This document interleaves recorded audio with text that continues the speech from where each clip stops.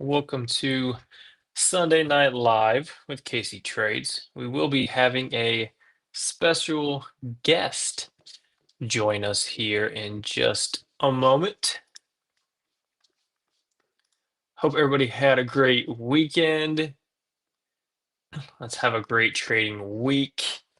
Make sure we are live across all accounts and ready to go before it starts. Let's go check YouTube first.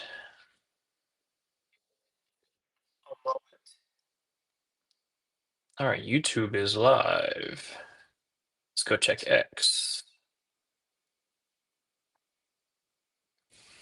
Are we live on X? And we are live on X as well. Fantastic.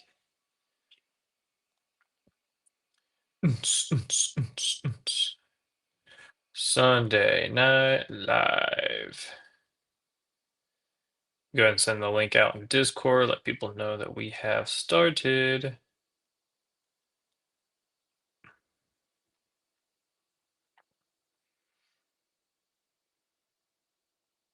We have a little bit of data this week. We also have some earnings coming out this week as well. So we are not out of the woods yet. We already had some earnings last week, but we have some this week as well. So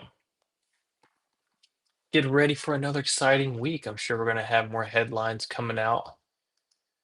Let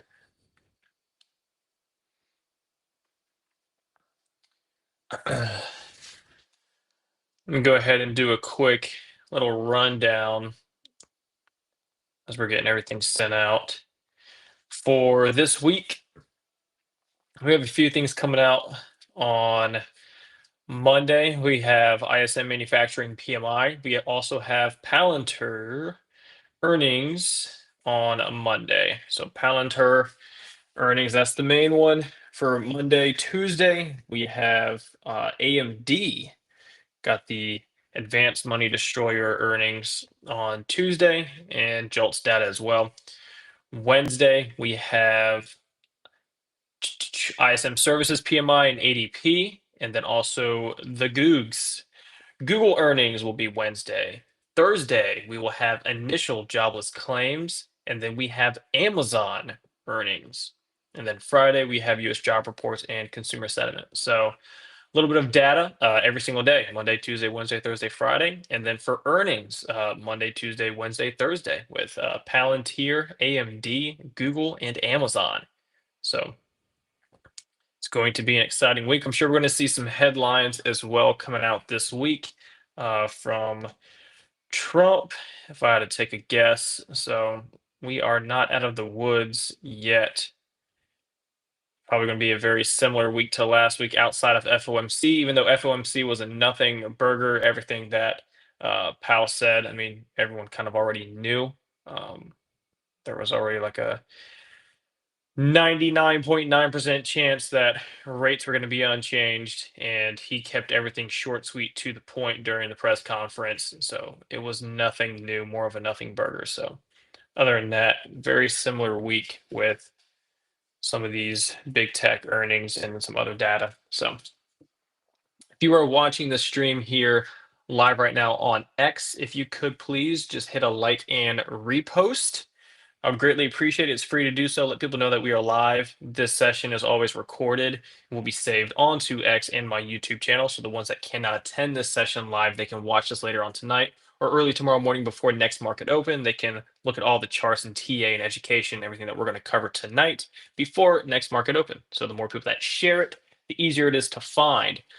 Our special guest has made his arrival. Let me go ahead and bring the one and the only Will on stage. What's up? There he is. How are you? What's up, buddy? How's it going? Can you hear me all right? Yeah, I can hear you now. Is that good? Your volume was like going down and then back up and then back down and then back up. Let's try that. Let's see if that works. There you go. I think that worked. Nope. There you go. Cut back out. I don't know why it won't stay up. Let me fix this. Let me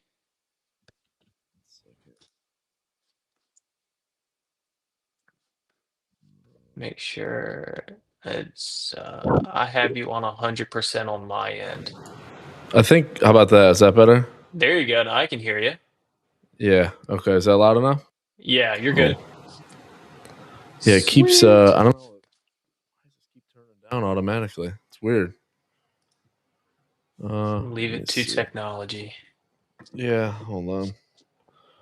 But It's an whenever you XLR can, mic, but whenever you can as well, if you want to do your screen share as well, I'll have that on yeah, in the yeah, background as well. That way, whenever you want to go ahead and start covering some of your things, we can throw that up on the screen.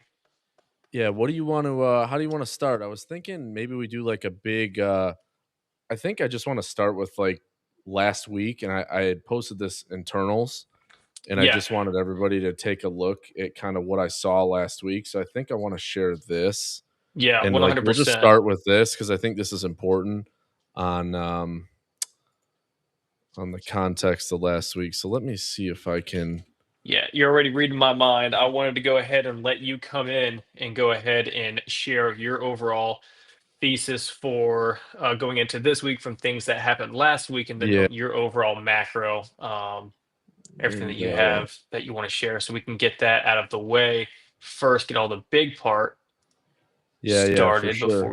before we start jumping into future charts and trades for this week. We'll cover all the meat and potatoes of the market first. I I see it think right this is there. shared now. Can you hear me okay now? Is that okay?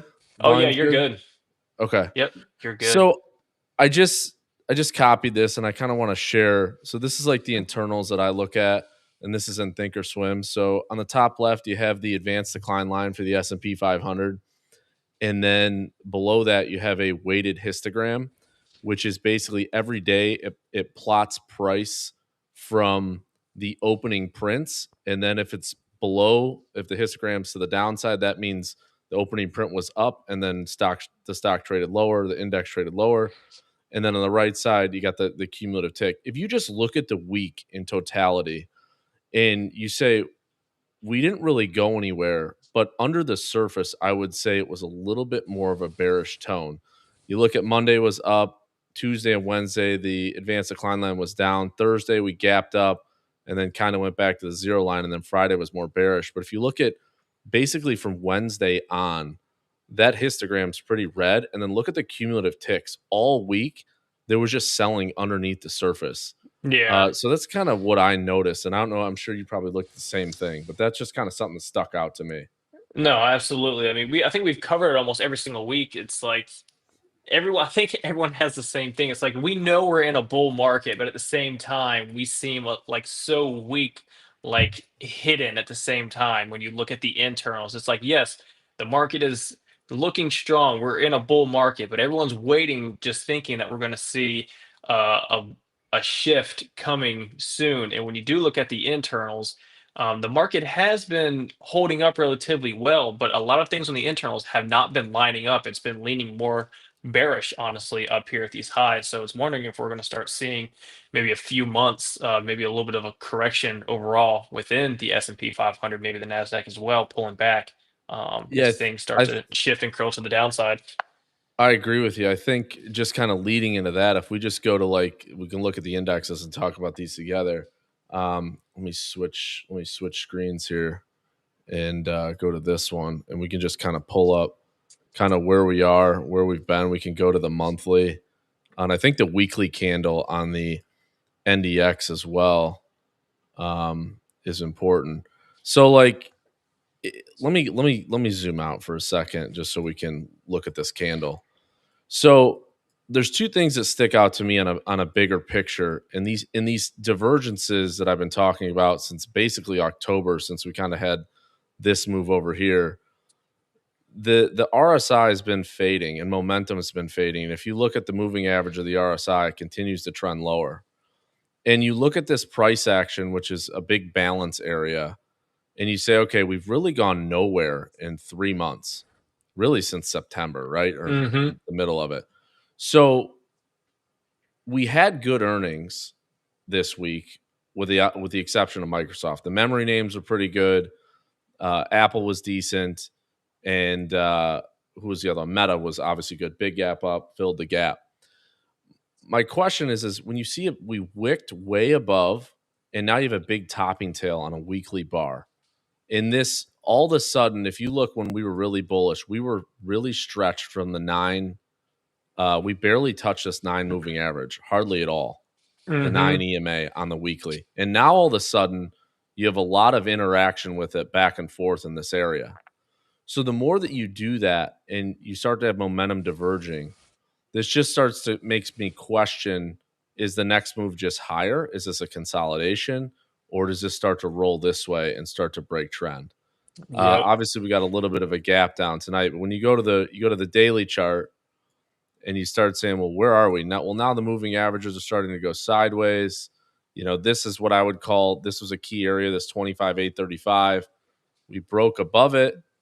We kind of faded, and now we're kind of back between the 9, the 21, and just above the 50, and we'll see what happens over the next week. Obviously, we're down 170 in the futures now. So, do we come back, test this trend line? We have some big earnings this week, obviously, but I just think the tone under the surface is a little bit more churn, and it makes me question kind of where we've been. If you look at the S&P, it's a little bit different. I had drawn in here, we had this trend line that we touched perfectly. If you look at this, look at that. That day we opened up right at 7,000 was right at the top of this move. Mm-hmm. These two highs, and we're kind of in the same thing. Like you got, a hanging man small bodied candle at the top with a big wick, and then the same thing on Friday. So I just think under the surface, as you look at this RSI continues to kind of diverge down, I just think we need to be a little bit more cautious on the bigger time frames, because if we're not, I'm not super bullish at this point unless we get the earnings catalyst and we get some acceleration up to 7,100, like a big green body candle that goes higher. But if we continue these like dojis and this chop, that just kind of sets us up for kind of failures, what I think. So that's Yeah. just kind of the big picture, and I'll let you comment on those couple of Yeah, things. it's I mean there's two things obviously right now for what I'm thinking, what I'm looking at is, and I think about it the same way as the way that I use whenever I'm day trading and I use my squeeze indicator. I'm talking about market is, these candles, they're doji candles, they're really small candles, we're in a range. And I'm looking at MACD, looking at RSI, looking at the squeeze indicator, I can see that they're starting to move down. And then right before they're about to flip from bullish to bearish and cross over or cross underneath that zero line, that's where your buyers then step back in, put in that higher low, and then we rip back upside. So looking at like SPY right now, it's kind of has me thinking about the same way. It's like I'm a little bit more hesitant, trying to be as bullish as possible. And it makes me think when we start to curl back down, are we going to start curling back down and right at that tipping point, right when you think the market's going to fall and people are gonna be like, all right, here it comes, right? That's where your higher low comes in on that chart, volume kicks in, and then right where it was about to curl and flip bearish, they push it right back up, make a higher low, things start to curl, and we go right back to the highs. Good catalyst, good news, good data, things start to come back out again, and then we just go back to the top of the range and we just repeat this over and over again. Or are we really going to have a decent pullback in the market within the next few weeks or months where we do curl downside and we do see a little bit of a correction overall? So it's Yeah, it's gonna be it's gonna be interesting going into 2026. I think for the next 2 to 3 months, I think we're gonna end up getting our answer. I think when you just break it down on the hourly and you start looking at kind of where we've been, you can just kind of see this chop. I mean, it's just been back and forth, and we've continued to go nowhere. So I would say probably some of these key levels is as we look at 687 down to this like 685. These are going to be kind of your benchmark areas that if we break below those, obviously the rotation would be to the lower end of the balance range, which is going to be 676 in the hourly. And if Yep. we can get back above, Friday's high, or that last candle there that we had on the hourly, I mean, we get back above 692. Okay, that maybe takes us back towards that 697, and we go higher. But I just think that we could just be in a choppy area. Maybe we go nowhere. But same on the NDX, like you had this big bearish engulfing candle on the hourly here. You've kind of rolled over. You're kind of in the middle of all this mess. So again, I would just use this kind of like tomorrow morning, like, hey, obviously the futures are down 220 now. If we gap down and continue to go, where are we going to go to? Probably this trend line, right? So, um, somewhere on this 4 hour 200, maybe 611, 612 is probably your next area of support, and see what we do here. So I would look at these lows, these equal lows. It's interesting on the 4 hour on the Qs. You got equal lows right here at 619. So I would use that as kind of your benchmark tomorrow. If we do open low, if we rally back into that 619, 50 area, that might be a short play there. If the internals stay bearish all morning, that's kind of how I'd look at it from tomorrow's open. So I think that's kind of where we start, at least on the big indexes. I'll just quickly flip to the IWM. I said this on Spaces we're on YouTube on Friday, and I said to look out for that level right at 258. I mean, we tagged it right on the trend line. There was a good Hmm. little trade there. You probably got $1.50 if you want to catch them late in the day. But I mean, we had these highs right here, and then we tagged the trend line, and off we went. You could have picked up $1.50 or so in that trade. So IWM definitely stronger, although we are losing the 21. So let's see what we do on this week's session. If we lose this trend line, probably rotates you back towards the 50, and we see how we respond down at 253. And then you kind of got some congestion in here that hopefully should support you. Yeah, But I so think, what I'm go watching ahead. right there is on the weekly chart right there on IWM.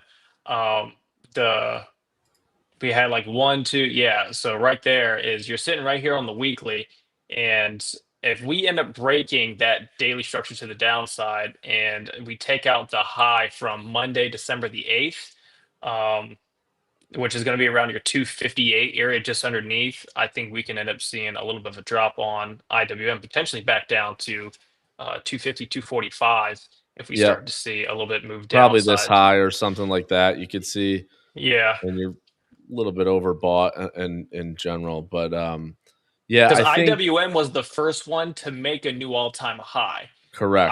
IWM went over 270. It made a new all-time high. SPY, SPX, and ES made new all-time highs. NASDAQ did not. QQQ has still not made a new all-time high yet. Everything else did. So Q's is still, it got close, but it never did.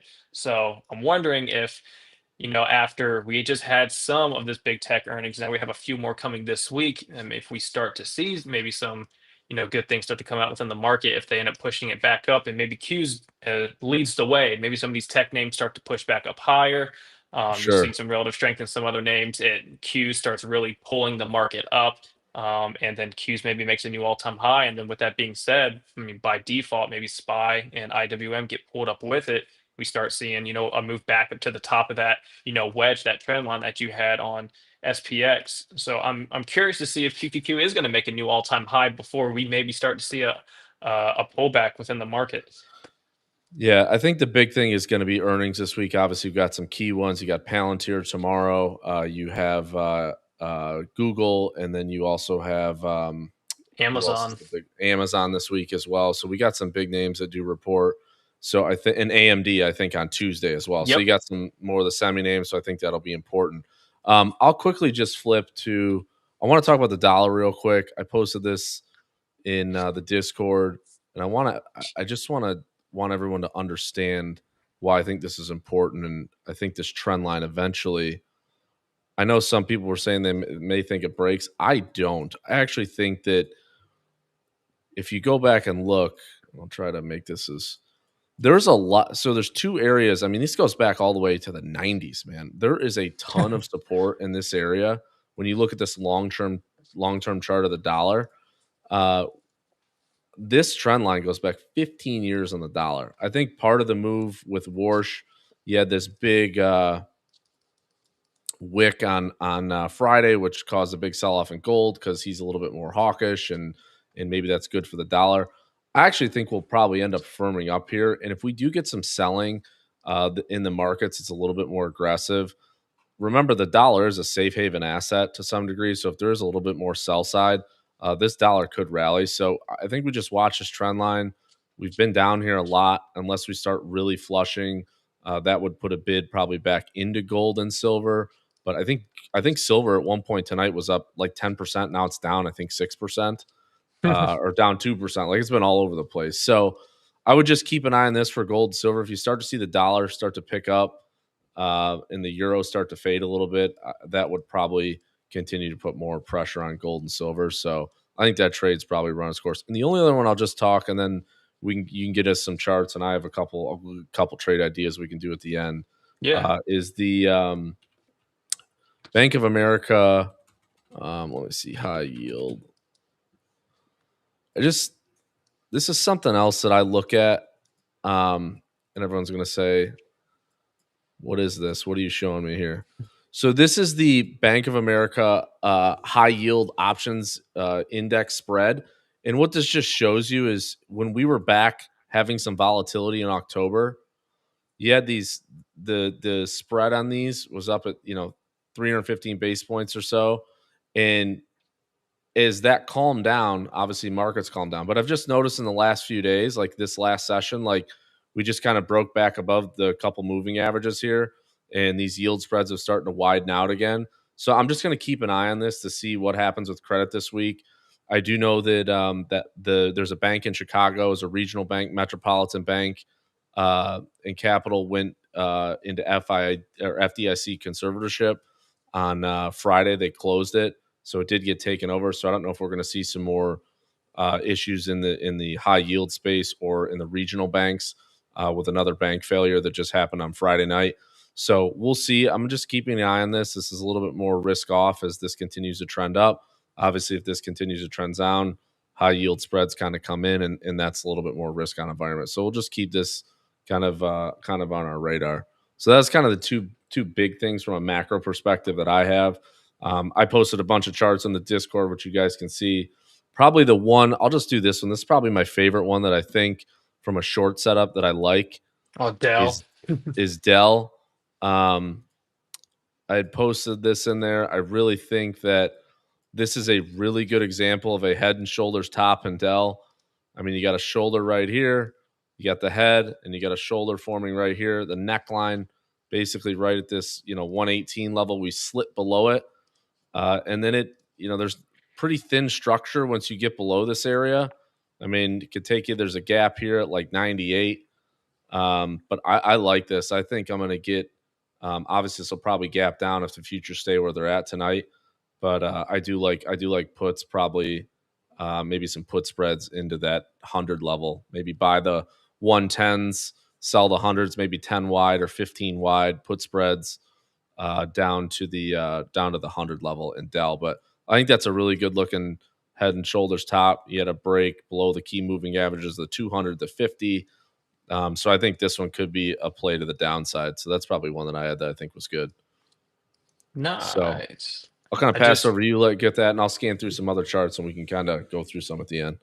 Yeah, I just looked at futures. QQQ is now down 1% overnight. It looks like SPY is now hitting previous session Yeah, I just pull up the futures low. quickly. We're trading 69 and 69.26 right now. So Oh, basically at the bottom of Friday's range is kind of where we're yep. at.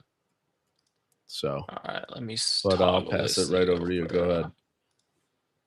All right.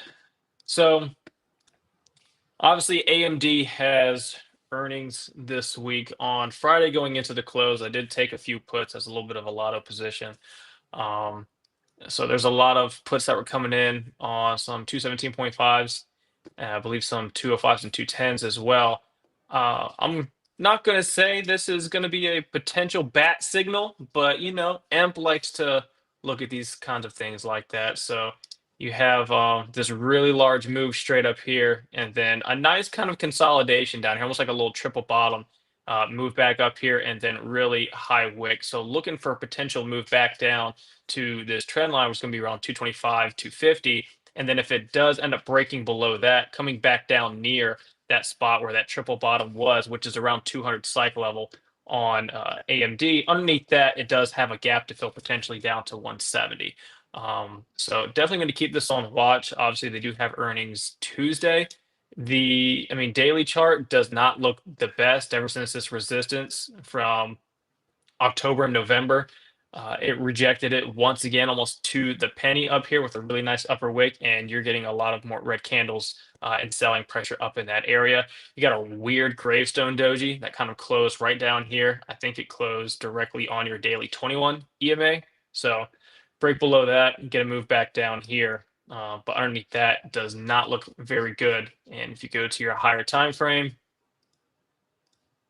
on AMD right here. So you have this trend line of the higher lows. So essentially looking for a potential move to come down to that trend line. This is going to take it to around the 220 area. And then if it ends up breaking this trend line and doesn't put in another higher low, then back underneath that, I think you can have a move back down to at least test these equal lows of this demand or this support area right here. And if that ends up giving out, obviously you do have that gap to fill down here. So all speculation, but AMD doesn't look too good in my opinion. Neither does Palantir, and I've been talking about Palantir for a minute. Yeah, So we now, called that out short back in the Ye- 165, 170 area. yeah. So I mean, I'll show it real quick. Is I went short Palantir right there. So Palantir, this ugly red shooting star that closed right there, I end up getting into puts for a swing. So obviously, I've already sent I sent out on X for the chart prior to it, and then the two positions that I took, which are going to be the 150s for February 20th, and then the 140s for March. I think it was March 16 or March 20th. I think it's March 20th as well. And the 150 just went in the money, and I closed those out for about 110, 115%. But now the 140s are also up and about 110% right now. And after this move down, you now kind of have that little head and shoulders that's up here. And if you go to your weekly chart, all right, so looking for this is what I was watching the whole time, is it was building a squeeze right here and it moved to the downside. Your MACD has been bearish since the move that happened up here in November. And then also just looking on the RSI, whenever this high happened in August, when it made the higher high in November, your RSI actually had bearish divergence. That was right there when that high came in. So that was already kind of a tell for me whenever I saw Palantir make that high, and then it instantly got slammed back down, came to the same support. I was like, all right, well, it just made a newer all-time high right there, but you had bearish divergence, and then your MACD was already red at the time, and then that's where you see right here when it had that 3 bar down, that is where the squeeze instantly started, and then it kind of just started to go flat until it flipped bearish right here on Monday the 12th January 2026. And if you go here, now you're seeing this nice red waterfall back down to kind of this same low right here that has held. So I'm already short Palantir. I'm not saying to chase this thing short, but they do have earnings. Obviously, earnings is tomorrow, so that could be a catalyst for us. I do have profits to play with to let these 140s go. But I do, believe it or not, I think you can see, like, honestly, right here to this trend line, right there to where that volume shelf is in that trend line, it's going to line up with these previous highs back from over here, February of last year, which is going to put that stock price around 125.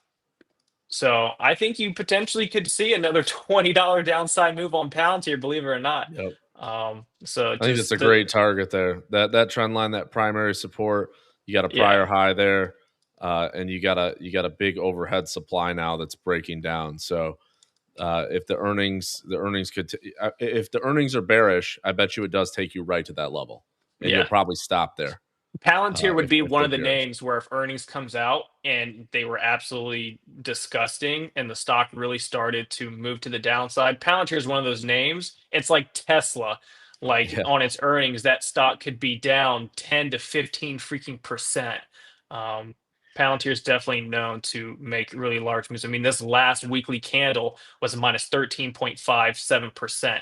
And on earnings, if they are bearish numbers, bad, whatever it is, and it is a catalyst to move to the downside, you could see an instant another 10, 15% downside on Palantir after those earnings. That could just be the catalyst that sends this thing lower to at least go retest this trend line. I think Palantir could be a great buy right there. If I'm in these 140 puts from March, and I take them down here and I close these things out for 300%.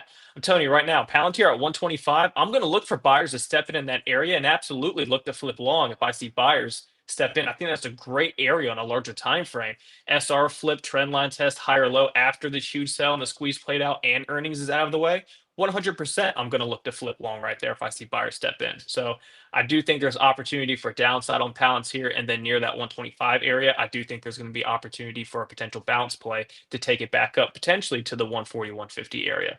So keep this name on watch for the rest of this week once we see the earnings come out and see how the chart plays out, and then if it ends up moving down lower, obviously keep this in the back of your mind for next week as well. If we do see that move to 125, to look for a reversal to go back up. And just to your point, like when we were talking about the big picture again, and you look at these charts and you start looking at Palantir. Another one I was looking at is Oracle that continues to slip, and Broadcom looks like a head and shoulders.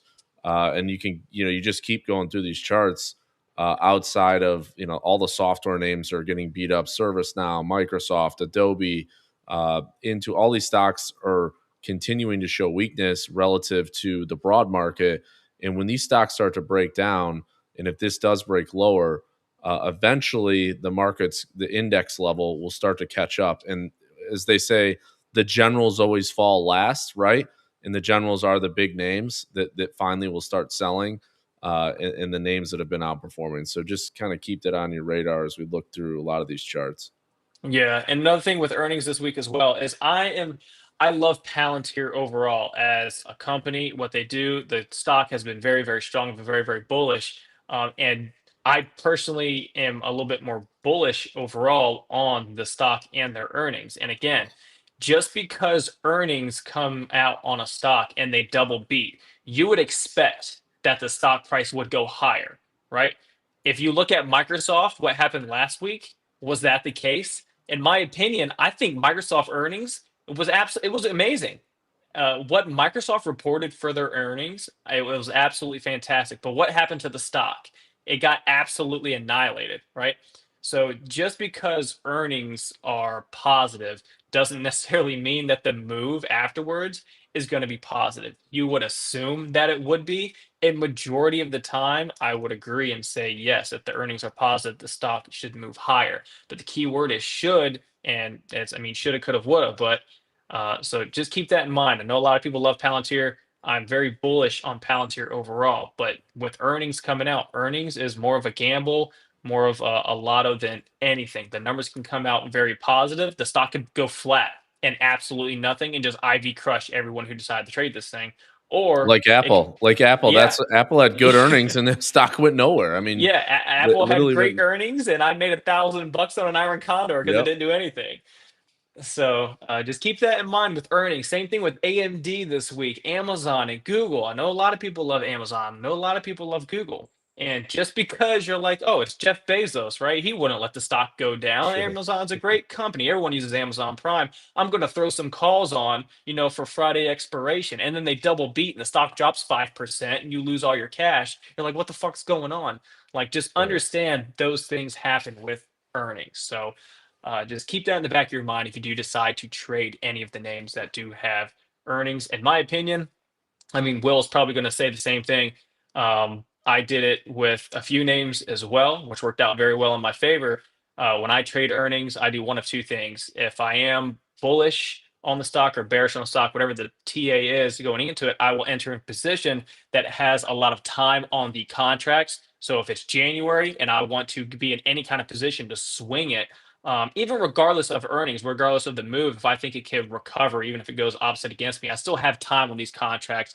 I can, scale into the trade, whatever it is, and manage it accordingly. If you're going to trade closer expiry options, I think doing something very beneficial is going to be option selling either calls or puts very Absolutely. far out the money or iron condors on these Yep. things. I think those can be The very other thing you can do beneficial. in that is calendars as well. I mean, I know Yeah. if you're advancing the options, you can sell, and at the money and buy if you want to get directional to the upside.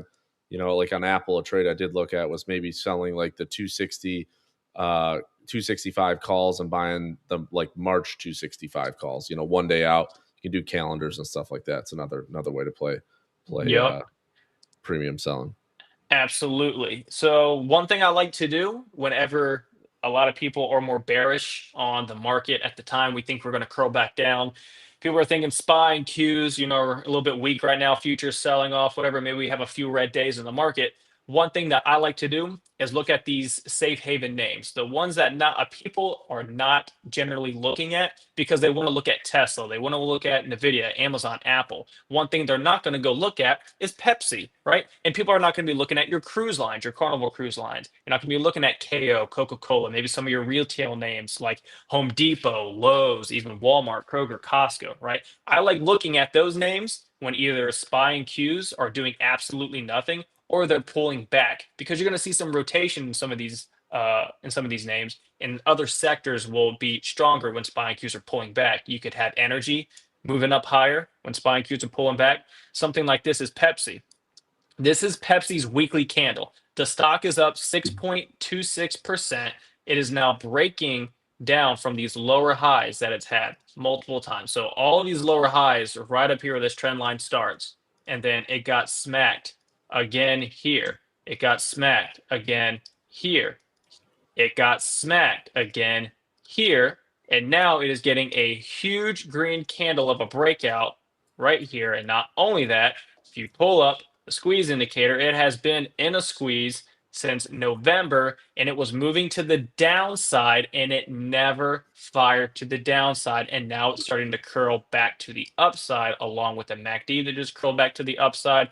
Your RSI never really had any kind of big move underneath 50 to sell it down to 30, even on these downside moves.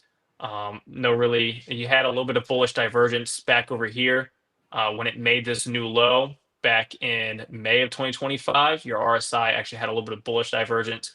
And now that we're breaking out of this trend line, potentially articulate, higher lows coming in. But with this breakout, if this squeeze fires to the upside after this breakout, you can see a really nice move on Pepsi. My next target on this one is going to be about 160.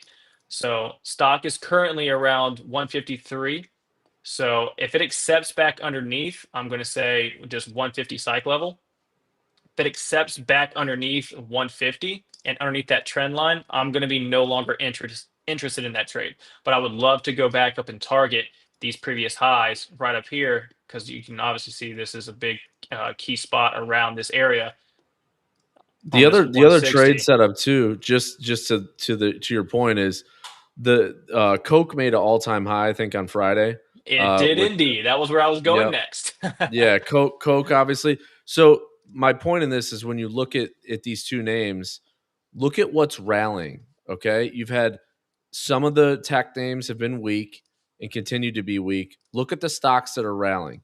These are defensive sectors. These are defensive positions.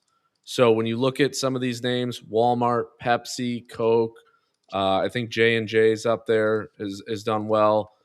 These are more defensive. You look at the staples as a whole. XLP has rallied quite a bit in the last 2 weeks.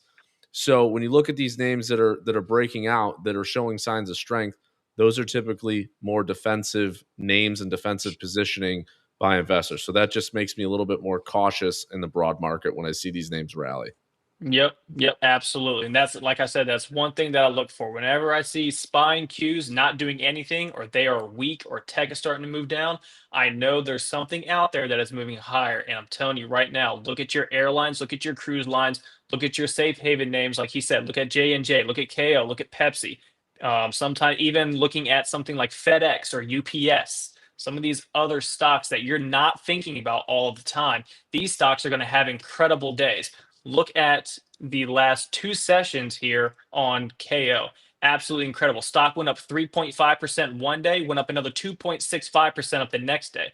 The stock went up over 6% in two sessions, the new all time highs, when SPY and Qs were doing absolutely nothing and consolidating near their lows before now breaking down overnight. Right. So, who the heck was even thinking about looking at something like this? These are the names that I like looking at because honestly, these are setups that you can, in my opinion, retail traders, we can easily capitalize on when you see the relative strength on these names. Again, like your Walmarts or even your Costco's, your Home Depot and Lowe's. keep an eye on all those names that outside get out of tech sometimes. Stop looking at your Mag 7s and stuff like that and go look at some other freaking names, your safe haven names. That can be where the relative strength is at, and go capitalize on those names. Let me go look at J and J real quick just because Look at that look at thing. that. Been on Look at fire. that. Yeah. Look at On this. Oh, look, fire. I even have a little daily bull flag breakout right here that I drew back from September. I mean, absolutely incredible. I mean, that is a huge move right here And that's on a J and that's a J. that's a Staples company. Who would we think you get that kind of? You got a $40-$50 move off that breakout. It is ran since it's been running since the midsummer, and probably Yeah. nobody's looked at this name, and it's up 25%. Yeah, this stock going into the year was around 205, and then its next week in January, stock went up 7%, and then it went up what another almost 4 or 5% after that. I mean, the stock so far for the what month of January, I mean, that is absolute. That's an incredible move right here on J and J. So I'm Yeah, telling you right now, just sometimes when spying cues aren't doing anything, and you have some tech names going up, some tech names going down, the stock market's trying to figure out what the heck it wants to do because you got Apple, Amazon, and Google all going to the upside. Then you got Microsoft and Meta and Nvidia that can't catch a bid and they're going lower. Tesla's all over the damn place, right? And spying cues are getting stuck in a range. Find trades and setups that are offering moves like this. I'm telling you right now, it's one of the best things you can do in these kind of market conditions. And I honestly think the next 2 to 3 months going into, I mean, this year, I think you're going to see a lot of setups like this. I think you're going to see a little bit of rotation within the market, and a lot of your safe haven names. You're going to see them start to get some juice and start getting some moves to the upside. that that's why you always hear me talk about when we're on Spaces or we're on YouTube is talking about watching these sectors because it really will give you a better indication on where money's rotating and what is that telling you. I mean, if you're seeing money rotate into staples or utilities or healthcare or real estate or stuff like that, those are the sectors you want to go look at. Try to go find the top 10 stocks in the staple sector, and you see a Johnson Johnson, a Walmart, FedEx, or these names where you can go trade in when Tesla's gone sideways for 3 months and Amazon's done nothing in 3 months, and the tech names aren't moving. There's definitely some trade ideas and trade opportunities that you can look at if you're paying attention to the sectors and where money's rotating. Yep, absolutely. Another one that I found. I don't trade this name too often. I just came across the chart when I was going through it, and this is Rocket Companies. This is going to be ticker RKT. So the only reason why I put this on watch is just because it did bounce off your daily volume point of control right at 17 bucks, and it also bounced off a daily and weekly trend line for a higher low almost perfectly. So last week the stock just got obliterated, almost down freaking 15%. Absolutely insane.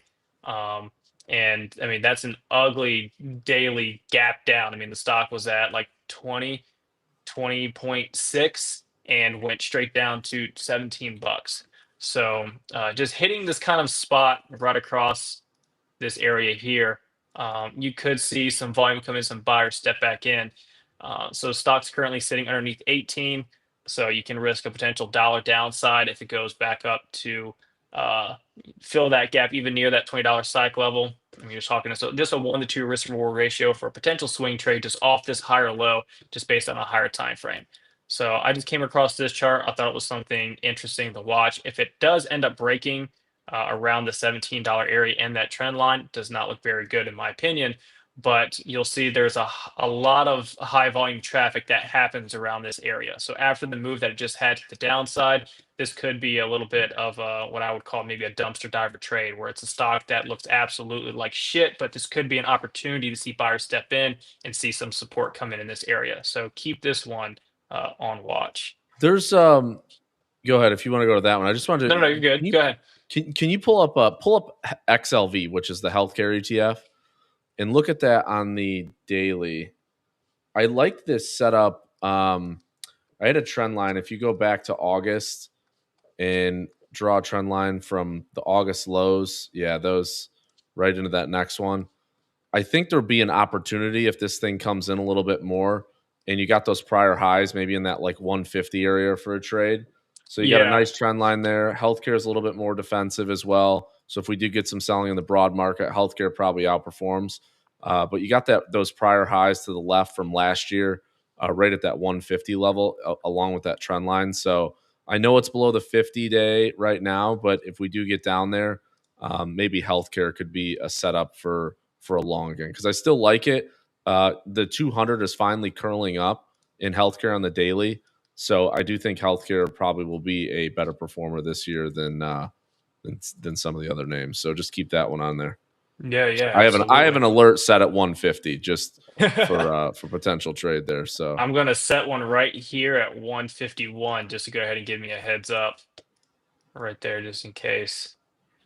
I'm going to talk about Knott's baby right here, just because I did enter into a position on this one. It's Rivian. Rivian has some earnings coming out on Thursday, February 12th. If Emp is watching this, he's looking at this chart like, what a piece of shit that thing is. I shorted from the absolute highs. Emp Um, right now is dancing on the moon because he just sent me his futures trading on the Nasdaq from the last about hour, 2 hours, I and know he he was absolutely short. crushed it. He crushed Let it long and crushed it short. We're me messaging, see. and he absolutely killed it. Oh, look at his So P&L. Look at that on those two I know, accounts. Look I at know, that. absolutely He crushed it. he made a few racks tonight on the short. I Let's will go, Amp. say I was short Rivian from the $20 level. I still have some longer dated puts. I was short some shares. I did cover my shares on Friday at that 1450 area. Or I'm sorry, 50s. I took those off. I'm still long some puts. They're well in the money. What I might do now is I may sell like the $12 puts or maybe the 1150s just to try to cut some of the delta out of my long puts now. I'm in them. They're out till May. I have them. So I'm in I got like 18s and 20s and I think 17s, I think, of the puts that I got on it. So Nice. Nice. So my cost basis on Rivian is $12.52 or 54 cents. It's where this red line is. That's right here. That's my cost basis on Rivian.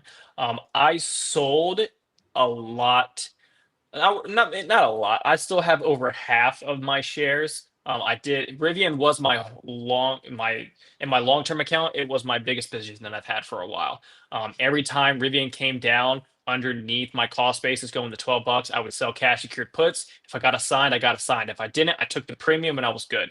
And then every time it went back up to $16, $17, I would sell covered calls. And I've been doing that for about a year and some change now, until it finally ripped and it went to 2022 bucks. And I sold, I want to say I sold about four or 500 shares of my Rivian over 20 bucks. And I sold 22 dollar covered calls, and then started to collect some premium on this move downside. So now with where Rivian's just at specifically here, just back at these same lows from November of 2025. Before the big breakout happened, this is where a lot of buyers just continued to step in, and they held this area, and then Rivian got the big move that everyone had been waiting for a very long time, to get the move over to 20 bucks. And now it just reversed it, came all the way back down. And we're just retesting that same area again. Do I see buyers present in this area? Not so much yet. Am I a buyer in this area? Yes, I'm giving it a shot right now, just because look at your daily RSI. The daily very RSI on this thing, oversold. it's 27. So when you're hitting a key area like this on a larger time frame, oversold RSI, I mean, look at this thing absolutely getting obliterated, and it's coming back to test this area. Risk to reward for me, buying calls with some time. I think it's a good trade in my opinion. If it's not and it goes lower, I just continue to sell covered calls. And then if it comes down to my cost basis, I start selling cash secured puts. I run the wheel on this thing. I collect premium when I can. I hold a decent amount of shares still, but whenever I trade Rivian, I usually never day trade this thing. It's always a swing trade for me with time, and it's only when it hits key areas, kind of where it's at right now. So just oversold after this big move that it had to the downside. I think it's about time that we get a little bit of a support bounce. If you go to your daily and just throw on your 921 and your 50, I mean, your 50 is all the way back up here. It's the white line right there. Even your 9 EMA to retest on your daily puts it at 15.76. So the calls that I'm in right now, I'm in 16s currently, which are very cheap. They're around a buck. They're $100 a contract for March. So I have about a month and a half on these contracts, and the daily 9 is at 15, 79 currently. And if we bounce here and we go back to the daily 9, I'm going to be, 20 cents from getting these things in the money. If it reclaims the daily 9, starts to get a push back up to 17 bucks, I mean, now my contracts are in the money. It's going to come back up to this previous week high from January, right at 16.96, very close. My contract's going to be in the money. I'll probably end up being up about 100 and 150% by that time, if it happens within the next, 2 weeks or so. I mean, it was at Thursday, January 22nd. So that's 1, 2, 3, 4, 5, 6, 7. That's 1 week of price action to the downside. And I have a month and a half, and I'm looking for half of that entire move to get my contracts in the money. And if it goes up to back up to that same equal high by that point, I'm going to be a dollar in the money. My delta is going to be nice on that. I still have time. It should be a nice, easy hold for me for a swing trade. So again, just looking at the chart, I think it's a good opportunity for risk reward. So I do have a tight stop on this. If it diddles in the middle and hangs out down here for way too long, I'm not going to be interested in holding it. But going to 17 bucks, by my expiration near March over time, currently this chart shows a 1 to 6 risk reward ratio. So even coming back up just to put these contracts in the money, that's a 1 to 3.6 ratio right there. I will take this trade 9 times out of 10. I risk losing $100 to make 360. Just getting to my first target to put them in the money, absolutely.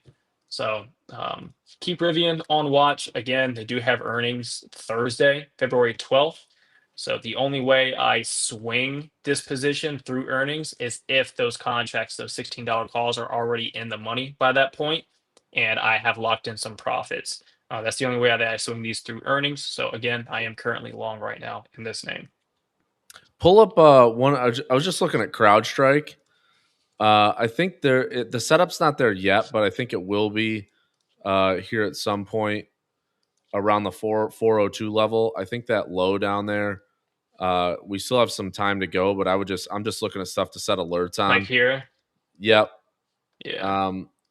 It's weak. It's obviously below the 50, below the 200, but I'm looking at stuff that if the market does start to sell off, some of these key names come into these support levels, and I think just put this one on your radar on the back burner. It probably doesn't get there tomorrow, but maybe over the next few weeks, if we continue to see downside, I would look for that low 400 level on CrowdStrike is a trade setup. We'll see how it acts at that level.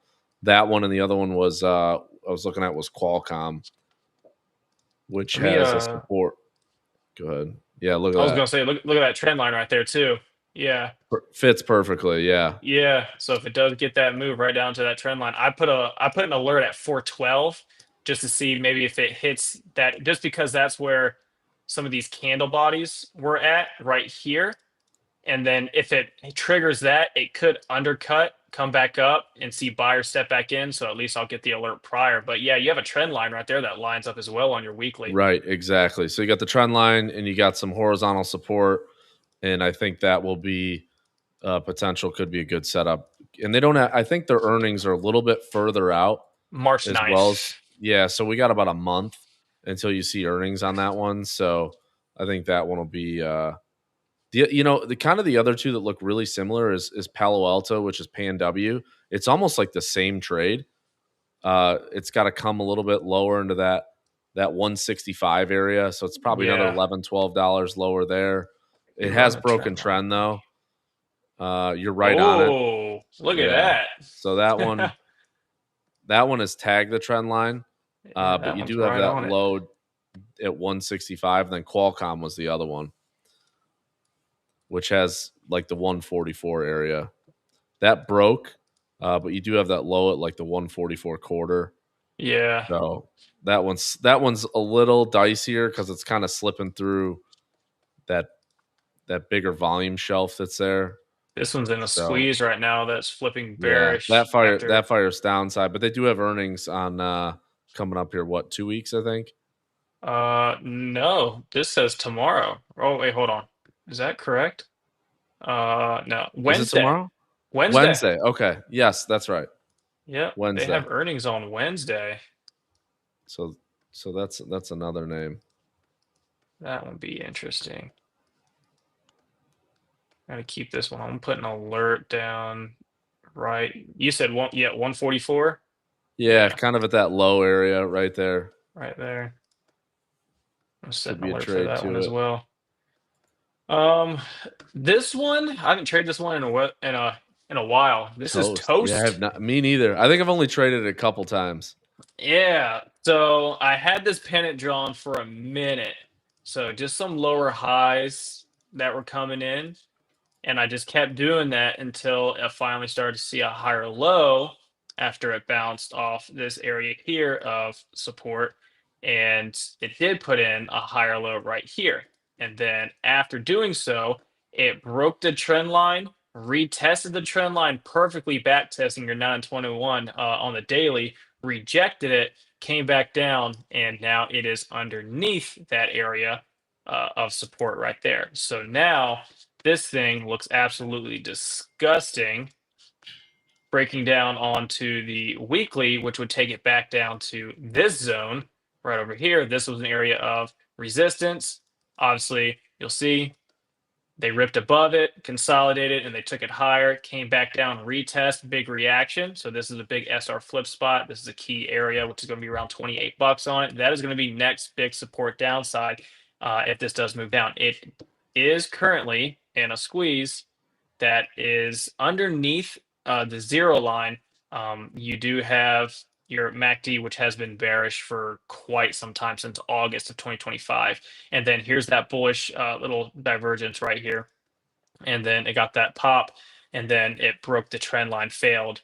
Still in that squeeze as of right now. I do think does have potential to go lower. So looking for a move downside on Toast to 28. And then when it hits this area near 28, if I am short and I'm exiting that position, I am going to look to flip long in that area. I mean, previous price action shows buyers really stepped in here in April on that dip from that SR flip spot, and the stock rebounded almost 12% that same week last time this area was tested. And then after that, I mean, it got continuation even higher after that. So, not saying it's going to end up happening again, but at that point, risk to reward would look good to go longs in that area if you do see buyers step back in. So, looking for a move down to 28 and then potential flip long down there on that area. So, Can keep you this one pull on up watch. Carvana real quick? I see somebody in the chat asked about it. Mark out there asked about Carvana. Um, this one has been an interesting one because I am fundamentally a little bit more bearish in this name. I follow the auto space quite well, and I think they have some accounting issues going on with how they report their earnings. Because what they're doing is they're basically a lot of the loans that they securitize in the ABS market is from one of their subsidiaries on the subprime side, which is Drive Time.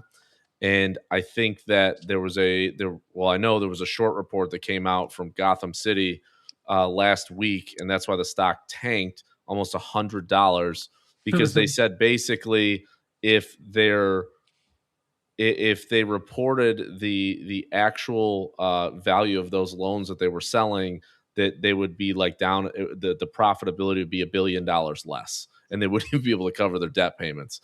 Dang. So this thing is a bit scary. So I am short it from 470 just because I think it's extremely stretched from a valuation perspective. And the reason I look at it is because when you look at a name like CarMax, which is in the same space, CarMax had to take a 19% loan loss provision in the fourth quarter, and that stock got absolutely hammered. And I don't understand how this stock can be immune to the same business because they're both in the used car business. And I expect autos this year will be a little bit more challenging as we've been fighting higher interest rates, higher prices, and affordability. So I do think that Carvana probably does work its way lower. but it's going to be volatile. So if you're in it, you got to be small. The options do not trade that well. They are the No. juice in them is out of control. So if you want to be short it, you probably need to short some shares. Do it in small size. But I am short this name, and I am short out further into the future with some spreads and then also some shares as well. So Be that's my interesting to see two this thing cents get on back down Carvana. to the mid. See if it gets back This down to the stock, mid 300s. it was 350 during COVID. It went to $3 and then rallied all the way back almost to 500. This stock is absolutely crazy. I mean, it was literally $3 2 years ago. Look at this thing. Yeah, that's Collapsed all the way down to three that's bucks and then wild. crazy. Oh my So god. I don't love the name. I think that there is some more truth to what's going on inside their books, and I would say yeah, that's a great trend line. Somewhere in that mid 300s is probably an area where you could get Yeah, some support. that That's puts probably it where right you would go. around 335, 340, right Yep, there. mid threes. So Yeah, that wouldn't be bad at all. That's an ugly ass chart, Carvana. yeah, and I mean, technically, I mean, outside of the fundamental side, you got a perfect double top on it, Uh-huh. and it rolled over. So Ah. Um, I'm gonna keep an eye on some energy names this week and some solar names. So FSLR recently just had it was in this consolidation for God knows how long. The entire month of January. That is this is the entire month of January for the stock. And absolutely in a massive block of consolidation. It finally broke down, went down to about 215.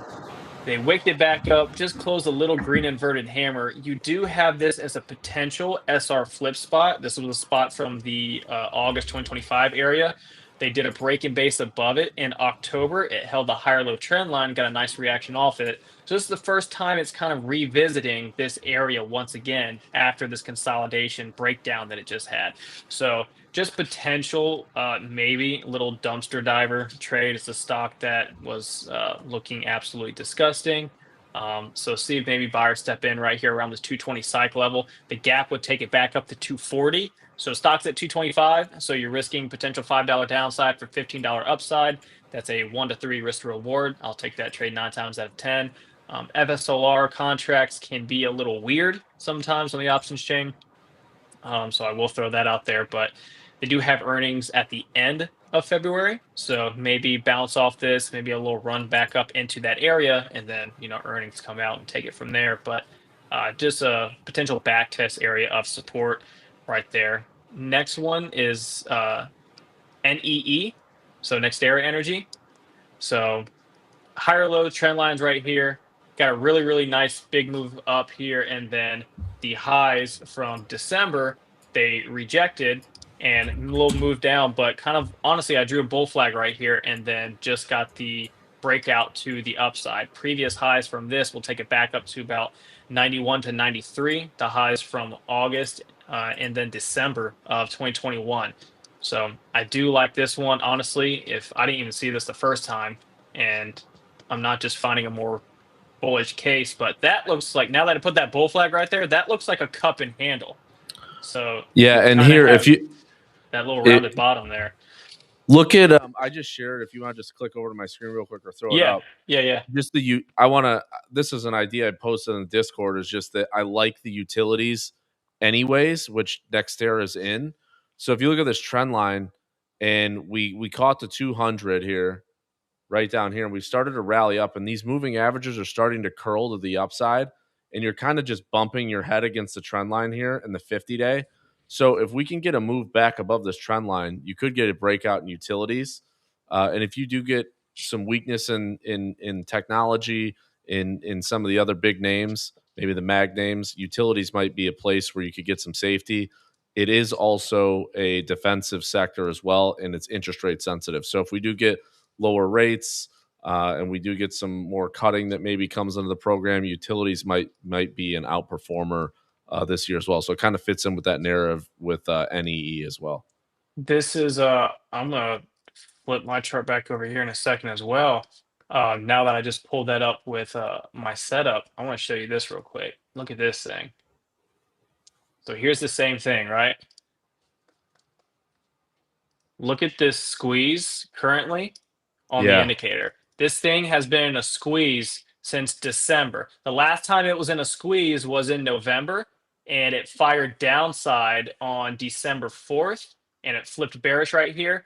RSI started to move lower. MACD had flipped bearish, and that is your move that is right here. Now, when this bounce happened right here, and then this lower low was made, you actually had bullish divergence coming in right there. Your MACD is still positive. This indicator for the TTM squeeze, it flipped above the zero line back in January, which is right here, which is showing daily volume point of control, which is around 43 bucks, which it just got a nice buy off it. That's that wick right here that's on the daily.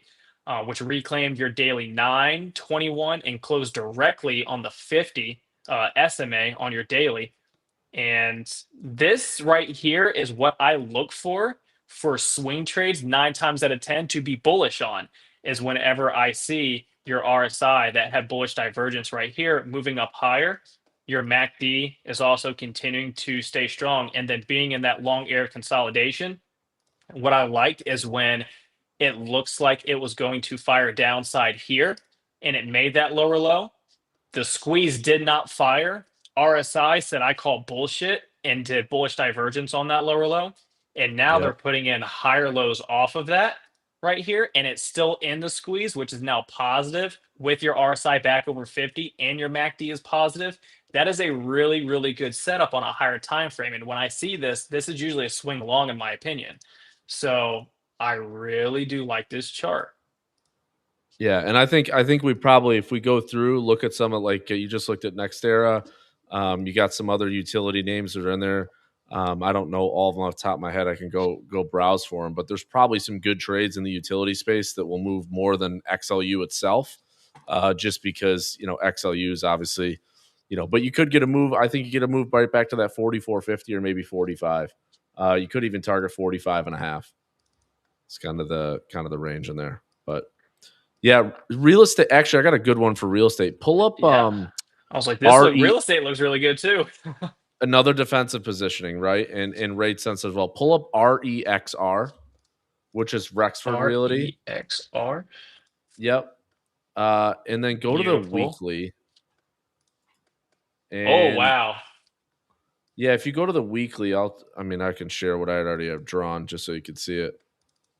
Yeah, let me toggle over. I'll put it on Check yours. this out because I think there's a trade here. So if you look at Rexford Realty, which is they're an industrial like warehousing provider, they have a lot of stuff in like Southern California and stuff for, I think they do some stuff for Amazon and some other stuff. But anyways, this thing has been obviously trending lower for quite some time. And obviously that's rate sensitive due to rates being higher and real estate getting beat up. But if you look at this long trend line that we got here, look at all the time that we're spending right up against underneath this trend line. Like we're just going sideways and consolidating after we made this low down here. And now you got the 50 weekly going sideways. We're just kind of sandwiched in here. Eventually, this thing, when it breaks, it's probably going to break with some force. And I think that if you do get, again, I'm more in the theme of swinging this, where if you're in lower rates this year, maybe a little bit softer economy, maybe a little bit tech takes a back seat. These are the other sectors that will start to perform: real estate, staples, utilities. These are the names that could break out and actually be performers in a weaker tech market. So I just like this bubbling up underneath the trend line. When you see this tight consolidation, you're going to get a candle that's probably aggressive here that breaks out, and that'll be a buy spot on this one, I think. And you probably target, you get the 200 weekly up at 49, but there's some good space in there where you could get a run out of that one, I think. I'm definitely going to keep that one on watch. That looks really, really good. Trying to see if there's another one on there, but I mean those are the kind of things that I love. It's just when, especially around earning season for tech, when again you have some tech names going to higher, some tech names going lower. I'm like, okay, I really don't care about trading cues back and forth in this chop while tech names are reporting and some are strong, some are weak. Make sure you are looking at all of your other sectors. You have XLK, XLV, XLE, F, P, C, B, Elemental P, QRS, all of them, Yeah. right? You have all these different sectors. You should be watching all of them and looking at which ones are having that relative strength or relative weakness during Yeah, that time. here's another real estate name, which is a really good one, which is Realty Income. Had a long term trend line here back from 2022. You got two of them. Oh, Here's the that looks good. secondary trend line that finally broke above the 200 weekly, and you got a nice big candle. And this is obviously right at these highs right here, but this could target you probably got a couple dollars higher, maybe $3 higher in this name, up to 64, 65. So obviously there's smaller dollar amount movement, but you may have to trade with a little bit more size to get the profit. But they're just names on charts that I like that are in a different sector that's not tech. And if tech's continuing to be weak, as I look right now, as we're down 250 in the futures here, we're now below the 50-day on the NQ futures. We are below it. So these are just some other ideas that will be a little bit more if there's some type of recession that shows up, or we get some bad economic data or something like that. These other sectors will start to perform and will probably outperform the tech side for sure. So that's just another one I saw that's in that space. Yeah, nice. I got one more chart and then that's it for me. I'm gonna share because I have so many freaking things that I'm looking at. But MRVL, Marvell Technology. This one's very interesting to me right here. This is the weekly chart. The prior two weekly candles, I don't know about you guys, but when I see something like that, that doesn't look like buyers are there. That looks like sellers are very, very present and active right there. So that is your one, two, three candles all closing back underneath your 9 and 21. The previous two, we would call that usually a tweezer top, and that's a shooting star as well. That is a lot of selling pressure up in that area. You do have this trend line right down here around 75 bucks, which would be my first main target downside. Back underneath that, I would like to see a move underneath $7 psych level. It is currently now, after those two candles with those wicks, both of those candles started a squeeze. And the previous candle right here, that red shooting star, it did flip it underneath the zero line on the squeeze indicator to go bearish. At that same time, your MACD has also been bearish ever since this candle right here came in. Your RSI right now is moving a little bit lower, putting in some lower highs. It's underneath 50, which is what I like to see. Underneath 50, I want to see the move back down to 30. When it hits 30, it usually gets oversold. Buyers can step in. That's usually my target downside. So if you see a move to the downside underneath that trend line, get a move here. Your squeeze fires downside. You see all of these things start cruising lower. I think this can be a good move for a potential uh, downside squeeze play. And just speculating here, but if it breaks trend line and it comes down to this area of 70, if it breaks underneath that and comes back down to about 62 bucks, which is going to be the lows from September 2025. If it comes there, I would look for buyers to step in. And again, I'm 100% speculating this, but in a perfect world, you would have a left shoulder. That would be your head. When it breaks this trend line, it comes down and tests this equal low. When it bounces back up and it goes to $80 again to retest this same area from over here, if it rejects the underside of that trend line, it would form a right shoulders and create a head and shoulders overall.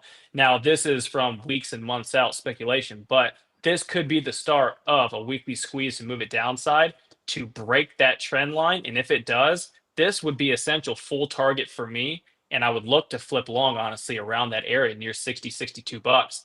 And if it comes back up to 80, I would flip it short once again, anticipation of retesting and rejecting the underside of that trend line. It would create that right shoulder and then form a head and shoulders, and I'll take it from there. So again, just speculation for future trading, but I think this could be the start of a potential move downside for Marvell technology. So keep this one on watch. I love seeing weekly and daily squeezes with this setup. The candlesticks that I just put in makes it even better and juicier for me to love this trade.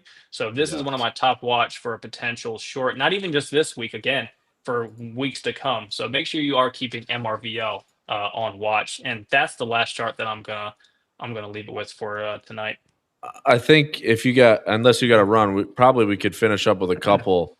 I'm sure everybody wants to know what's going on with Bitcoin. We could pull We can that look up. at BTC. We got to pull that up because that is obviously the talk of the night, right? I think that's I think when you go to the trade What is down it at at? 76. So I have a level on my Weeble chart. I want to pull it up. It was 75, like 518. Let me see. It got really close. 75, 580. So I have a level about there on my BTC chart, and it got very, very close to that. Um, so a nice little rebound, but I mean, overall, I mean, Jesus, it We doesn't. still, yeah, that was I really wanted to re-short around 199, 100. We didn't get there, but we had talked about this on live trading on Wolf. I think I had originally, when I first came on with you guys, like late September, early October, I was talking about, I thought that the way Bitcoin was acting just in general, and this is a proxy for risk, I think overall, is that Bitcoin has been trading lower since then. And then when you start to look at the broad market and there's no risk appetite in Bitcoin, that's what I think makes the S&P and the Nasdaq more vulnerable for a pullback, is that Bitcoin has been so weak and there's just hasn't been that risk appetite there for this. So your first area of support, which he's got drawn in there, is right here around the 75 area.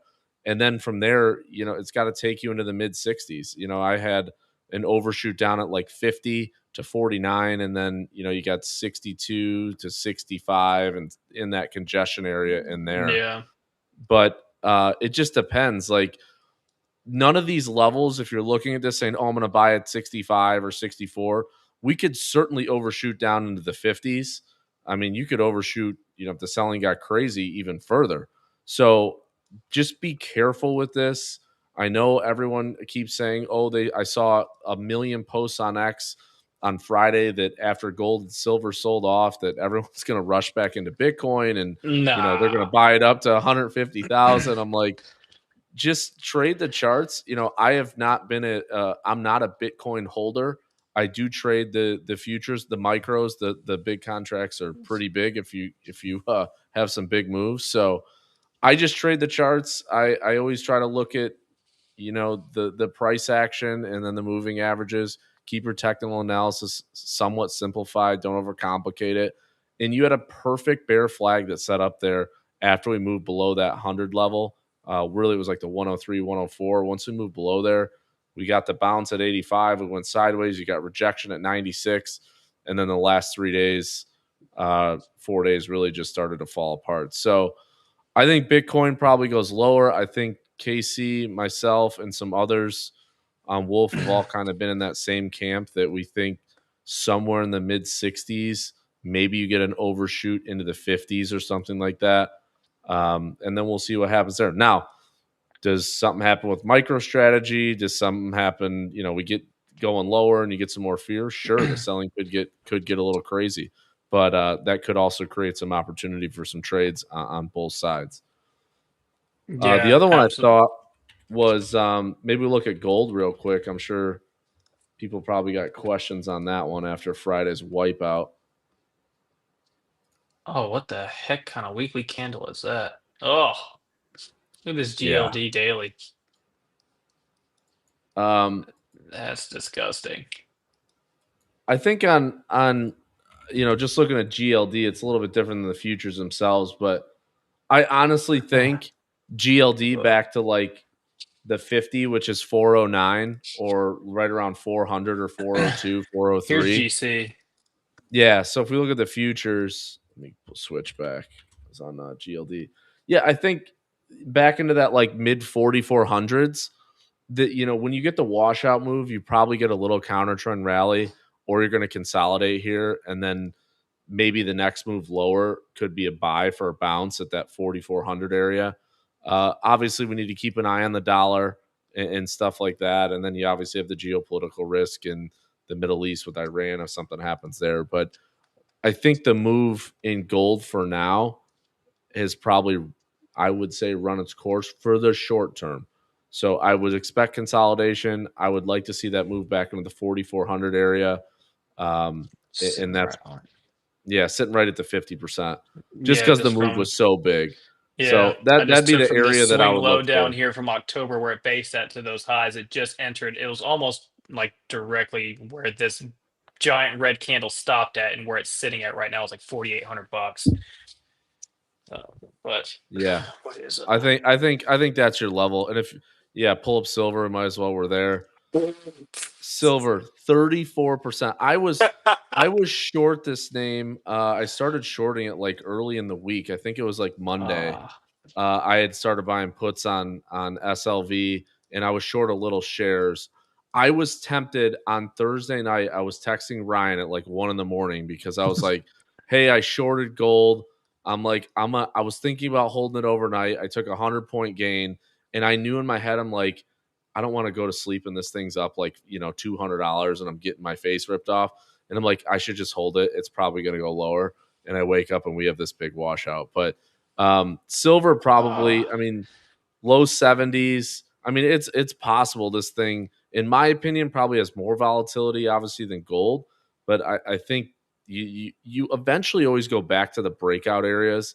This is probably your first stop in the low 70s, and maybe we break back down into the 50s. But I see as soon as I said I got people, your barber, your neighbor, everyone's saying silver's going to 500. The top's in. If Yeah, everyone's talking about it, the move's already done. It's too late. So yeah, what's that measured move there? Right about $50. yeah. Yeah, That would take it right to that's where that this like right in the middle of where this volume profile is, and right there that's yeah, 51, and that is 49, so it's right to 50. I mean, this is after the large move that just had downside. The only reason why I'm thinking this, if anything, is just temporarily maybe bounce spot, but there's people that miss this entire move on silver to the upside. So now my yeah. thinking is, now are there people, it's like Bitcoin, right? Bitcoin was up over 100K. Bitcoin ever goes back down to 50K, so many people are like, oh, I missed a chance to get in on Bitcoin, and it was well over 100K. Now it's on sale at 50. Like, now there's people that they missed a huge run up. This is their opportunity now, them looking to get in. So I'm wondering if around this Well, it's 75 area, if they're gonna buy it back up, take it back to 95, maybe 94 100. is the 50% fib where you have it drawn. Draw that. It's literally right where you just drew it. I drew Like it on right, Friday. right here. That's the 50% fib Yeah, retracement from that high. yeah.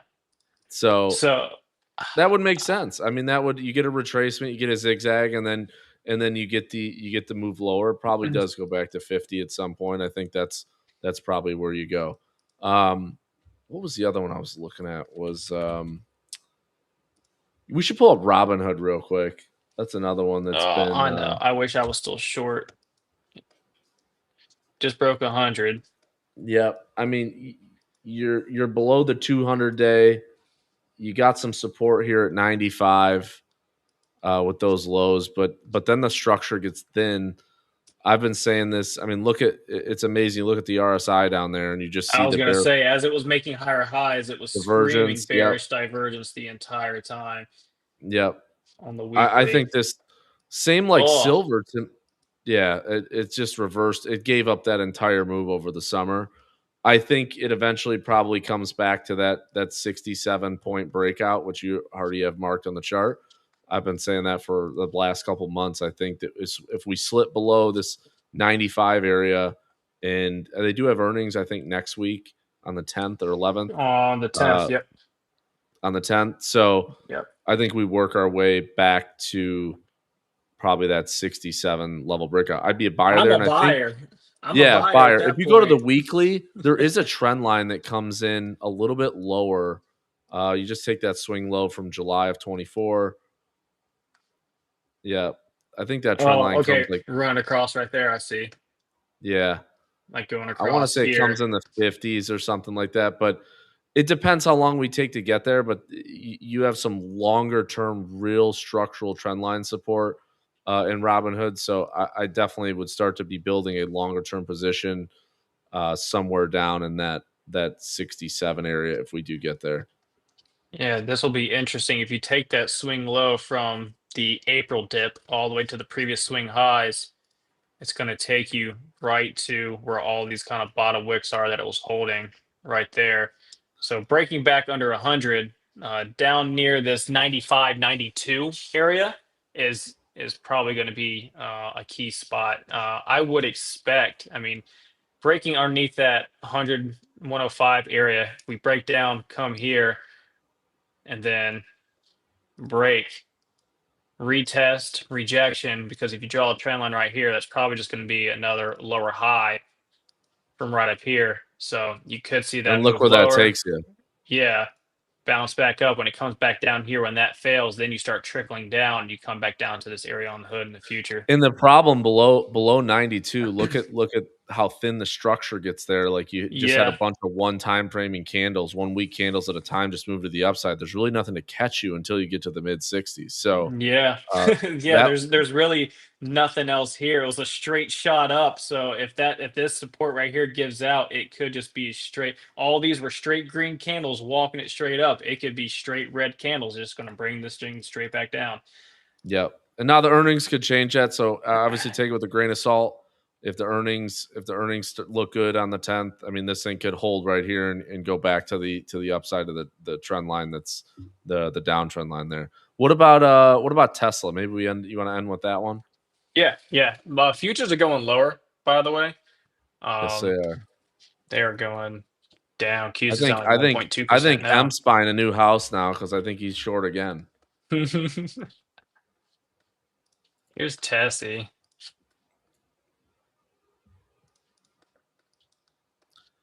Yeah, so Tesla, when you look Interesting. at it on the just from the moving averages standpoint on the daily, if you turn on the moving averages, the only thing I don't like is that the 50's been going sideways.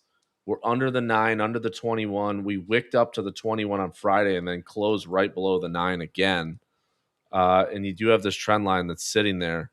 So, for me, I've been saying this. I just think that Tesla needs to really revisit the mid threes just because you have all that structure to the left and that structure between, call it 400 and 350 is relatively thin, kind of like the Robinhood setup. I just think you need to go back and visit that volume profile down there and look for some support. And I just the way this thing's been acting is not ideal. I mean, you got a downtrend. You're below the key moving averages. You haven't been able to rally. You just had earnings. Um, I get you got the autonomous side. You got robotics coming, but I think that's a little bit in the future. So I think in the short term, Tesla maybe trades lower before it trades higher. That's just kind of how I'm trading it. I do have some put spreads. I actually have some put ratio spreads on it. Like I bought the 430s and I sold the 350s 3 times. So I have that out until March. So I'm kind of a little bit more in the short camp on Tesla just because it's just been unable to get back above the 50 for 3, 4, 5 weeks now. Yeah. Looking at the weekly, yeah, I mean, it's Tesla, I think it just started. It's 2 weeks now on a squeeze, and it hasn't flipped bearish, but the momentum is shifting to the downside. Your MACD as of right now is currently bearish, and then when it made this new high up here in December, you had bearish divergence actually coming on the RSI during that time as well. So seeing those three things right there, just for me, it almost signals a little bit more of exhaustion, and you could see a little bit of a rollover and pullback on the stock. So I think I would, being now this is the second week it's in a squeeze. This spot right here, that trend line, I'm just going to put it around, just give or take a few bucks, but 413, 414. You see a break in base that goes underneath that and a rejection. If we end up losing this, coming back down, hitting this equal low from November here, if you bounce back up, reject that, that's going to be my signal right there to send that thing lower to come down to. That's going to take it to about just underneath 360, probably around that 360 area. That'll be a first main target downside if that ever does set up and this squeeze does fire. After that, I mean, God, it sucks to say it, but you could see Tesla back sub 300 at some point, um, which I own Tesla. I want to say my cost basis on Tesla's I think it's 248. I think I just got it underneath 250 because I bought it in April and I bought a shit ton. So I wouldn't want to see Tesla back underneath 300, But but I would say though, here's one thing I've been doing in the last 2-3 months. I've said this on the stream of ball. I've been selling calls on that name like 30 DTE, just like repeatedly, like the 650 calls. yeah. Like, and now if you want to be a little bit more aggressive, I get if you can't sell naked, calls because of margin or whatever. But I think you could sell if you want to get a little bit out of the money and sell the 525s that's above that high because of where you are in the chart structure. 500 should be a secure high based on where you are in the moving averages. Uh, I think you could go out and sell calls against that. Right now, Tesla's trading it, I think, overnight at 422, 421. So we're already down another $8 from these levels. But I think if we do start to break that trend, I wouldn't be afraid to sell call spreads in this name as long as we stay below the 50 period moving average. And you could just kind of rinse and repeat that for a while. I mean, I've been selling them since basically the middle of October. I was selling like the 700s, 750s. I mean, there's so much juice in the Tesla calls. It was crazy. I mean, I think I sold the 750s for like a $2 or something. Like they're nuts. 30, 40 days out. Like it's just crazy how much juice is in them. So, That's one um, reason why I like Tesla, though, is Tesla just the way that the premiums are, how juicy they are. I mean, MSTR was, I mean, I don't really trade MSTR as well, but I know a lot of people that like selling options on MSTR just because the juice is there. Tesla's also one of those names as well. So again, kind of like what Will's saying with Tesla, where it's at right now, that 500 being up there, if you can go farther out of the money with a little bit of time and sell options up there to collect some cash on it, I think it's a great strategy to do, especially if you're more bullish on Tesla than anything for a long-term investment. At least make some money to kind of hedge yourself if you are holding shares or long-term positions on Tesla. Capitalize on either sideways price action or a slower move downside before it finds some support to get a move back up. If you can find some options to sell and that are juiced on the premiums and collect some cash that way, absolutely, it's a great yeah, if you're strategy to do. long And shares, when you get consolidation like this or you start to break below these moving averages, this is definitely a good strategy to pick up. And you can go, I don't like to sell. You could go to the weeklies if you want, but I like to go 30 days out, collect a little bit more juice, and they're not as volatile to the gamma risk. You could even go 45 days if you want to do that. But I really like selling stuff. If you look at in options in general, if you look at the theta decay, the most theta decay that you get in the option on from like when you go outside of longer than 45 days is basically between like 45 and 25 days. The theta really accelerates in that space. So that's where you can pick up some good juice and then I like to roll. I try to roll oh, if I'm doing you monthly. I learn roll to the something new next every day because expiration. I did not know that at all. That's Yeah, very important information. yeah, like if you look at the curve, obviously the decay once you get close to 0 DT or the last 3-4 days, obviously the theta is going to drop off dramatically. But as far as where the meat of the curve is with less gamma risk, because the key is when you're selling weeklies or you're selling short dated options, the gamma risk can be so high, and if it whips you one way or the other, you don't really have a lot of time to scramble to be able to move the position. So I like selling stuff in the monthly expiration, and there's a lot of data. You can go on YouTube. I know Tasty Trade has a lot of segments on the bulk of that theta decay is really after like 40 days down to like 20 days is where you can pick up the meat of that theta without incurring a bunch of gamma risk, which is what you don't want to do. So futures are drilling. I just looked at MicroStrategy. It's trading down to like 136 overnight. Really? Oh. Yeah, it's down like 13, $14. So Oh, that's uh disgusting. yeah, SPY overnight 686, almost even. We're coming Palantir down to the 143. low from Thursday session now. We broke Friday session low. Now we're right about here on SPY currently. So Yep. we Um are w- right there. yeah, Qs are down at 614, and yeah, Palantir just slipped below 144 on the overnight session. I just saw AMD hit my 230 target downside. I'm looking for that to break. So Yeah, score. Oracle 158. Ugh. Uh yeah, some of these names are not looking good in the overnight session right now. So What is QQQ above or below 614.50? it was just 614.31, so it's Oh. 614.50 right now. Oh, look, that's interesting. So that's So this is I have a support zone right here for it, and the bottom of that will take it to the Wednesday low from January 14th. This is going to be a big spot for QQQ because if this spot right here on Qs gives out, I do not have anything really. I mean, 610 obviously, but previous week low on QQQ is at 607 underneath that. So we start breaking underneath this area, and you're telling me Qs currently is sitting literally directly where I just put this level on this chart. yep, that's where you're at. Yeah, I mean, I would expect, hey, if you're trading futures right now, look for a bounce in NQ. I'm just saying. I'm Look not at trading it, but if you flip to my screen real quick, yeah, I got a trend line drawn on NQ right here. look at that. We're not there yet, but we're getting close to this like Getting close. 25, yeah, like 25 260s or so. Emp, if you're watching, maybe that's a spot you can get long right against that Go trend line. long.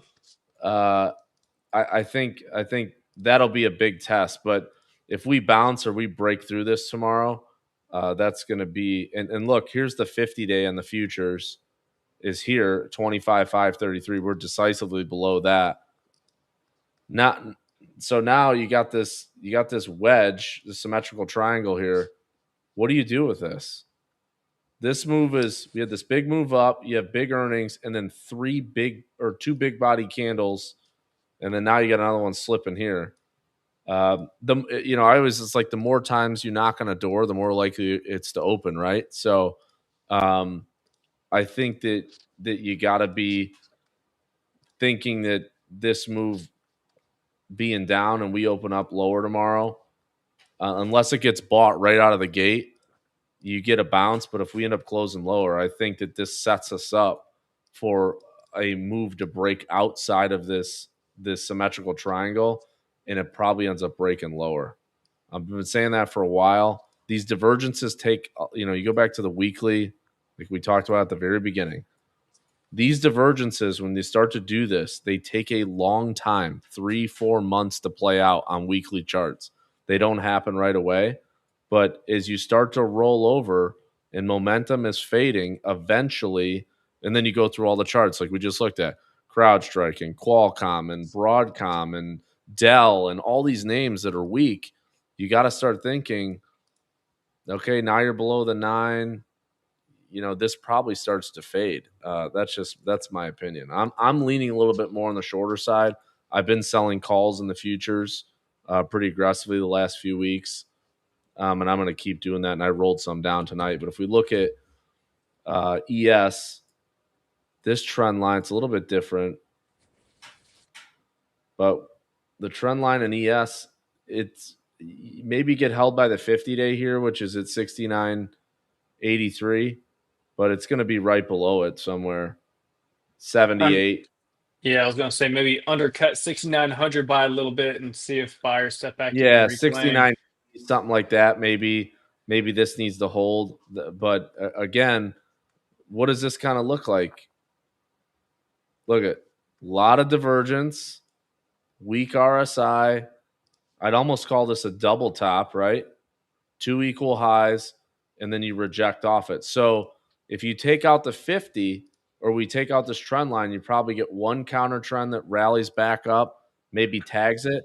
And then this is where you want to be looking short. If we break below and then rally back up towards 6,900, the shorts are going to be in this area. And then you look for, this target here, and then ultimately you probably rotate back down here Yeah, I'm gonna if this breaks. let me put this QQQ chart up because it's very similar to the futures right here. But here's Yep. that level on QQQ, and then here's that trend line um, as well. So currently Q's is sitting. There's a small little dot that I put there on the other one. It's right there. So that's where Q's is currently sitting at. So going into next session, if we are consolidating or curling off of this area going into the start of the week, I would expect buyers to step in, defend this area. I will initially look to go long if we do see a good pre-market and a curl to the upside, holding above this area on QQQ. Again, if that spot gives, I don't have anything until we come down here, which is going to be underneath that 610 to 608 area.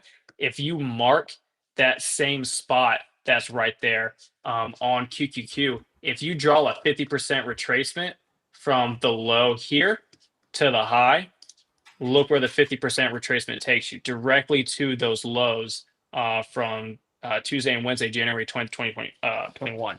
So I would expect buyers to step in right here. If this spot fails on QQQ, it's going to be an instant, in my opinion, probably $6 just trend downside to test these areas right here. So going into this week, I would watch that 614.50 and this higher low trend line going into this next session tomorrow. If we are opening up underneath of this, if we bounce back up and retest and see a rejection on the retest of that trend line in that level at 614.50, that's a good short spot potentially. And then target down to this 50% retracement right here, which is going to be that equal low around 608.50 on QQQ. If we're opening and Yeah. reclaiming and holding that trend line, I will look to go long and then take it back up to 618, then 620. So that is going to Yep. be my top watch going into Yeah. next And we market do opening have some tomorrow. data in the morning too. You got We PMIs for got data. We January got data every morning this week. everywhere. So yeah, it's a data filled week. You got earnings. And if you look at the last thing is just you look at the VIX. I mean, the VIX has been in an uptrend for the past, almost 3-4 weeks here. Basically the whole month of January. We're just kind of slowly grinding higher. I mean, right around Christmas, we had the VIX down to 13, and we've just been slowly grinding to the upside. So, and you've seen a couple little spikes this late this week. So I think that we're going to be set up for a little bit more two-sided trade in January. I think there's going to be, or I'm sorry, in February and March, and I think that if this breaks, we're going to see lower. I think eventually, if this does break down, we probably work our way somewhere back towards 6,100, which I think would be a good, healthy 10, 11% correction off the highs. And there's a big area of support down there at that 6,100 SPX. So that's kind of what I'm looking for if we get weak and start to fail these current levels. Sweet. Well, I appreciate everyone tuning into this session tonight. I'm gonna go ahead and wrap it up. We're about an hour 45 minutes in. This is probably the longest, Wow. but probably Yeah, one of the best Sunday night live streams we got to do in a while. So shout out to Will. I appreciate you coming on, man. Absolutely yeah, love absolutely. doing this with you and everything that you bring to the space. So everyone, make sure you do follow Will on X. He's always there as a speaker on the X Spaces with the Wolf team. He provides amazing insight. One of the most intelligent people when it comes to macro, and he's put a lot of things on my radar since I've met him that I was not watching before. That has been very beneficial to my trading overall, which is the reason why I like having him on here for you guys as well for everything that he provides. And so again, Will, I appreciate you taking time and coming out Yeah, this Sunday evening and appreciate it. doing Love everything it. on the live stream. So, all right, guys, I'm gonna go ahead and wrap it up. Appreciate you. I'm gonna be trading live in the Discord Monday through Friday, every single day, in there with the team, and then I will be on X Spaces with the Wolf team as well the YouTube stream with them on the back half of the sessions. Again, we got data every day this week. We got earnings, Palantir, AMD, Amazon, and Google. So make sure you keep those on your radar. And other than that, let's have an amazing trading week. Have a great rest of your evening, and I'll catch you guys tomorrow on Spaces and in Discord. So catch you guys later. Have a good night. Appreciate you, Will. All right, take care, everybody. Later.